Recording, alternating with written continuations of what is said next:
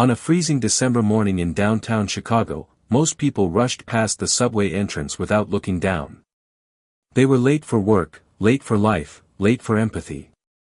Sitting near the stairs, wrapped in a torn gray blanket, was a homeless man named Daniel Harper. Once, he had been a licensed electrician. Once, he had a family. Now, he had only a cardboard sign that read, "Hungry. God bless."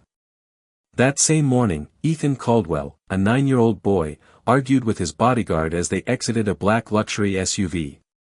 Ethan was the only son of Richard Caldwell, a real estate billionaire known across America for his ruthless business deals and icy public persona. The bodyguard received a phone call, stepped a few feet away, and in that brief moment, everything changed. Ethan chased a dropped baseball cap toward the subway stairs. His foot slipped. He fell, hard, rolling dangerously close to the edge of the platform as an oncoming train screamed through the tunnel. People froze. Daniel did not. Despite his aching knees and numb hands, Daniel lunged forward. He grabbed Ethan's jacket and pulled him back just inches before the train roared past. The wind knocked both of them flat. Silence followed, then chaos. The bodyguard rushed in, yelling.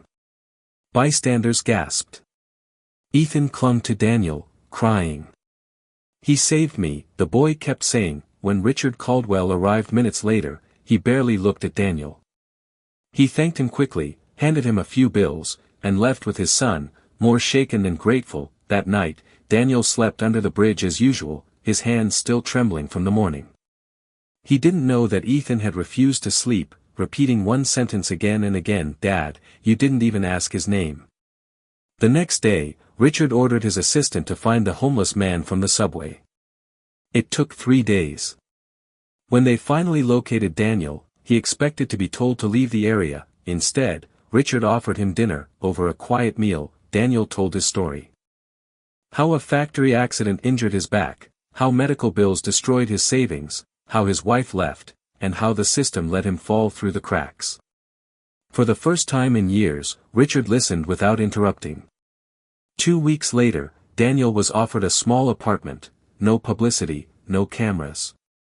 A month later, Richard quietly paid for Daniel's physical therapy. 6 months later, Daniel was working again, this time as an electrical supervisor in one of Caldwell's developments. But the real change wasn't Daniel's life. It was Richard's. The billionaire who once stepped over people began stopping. Listening.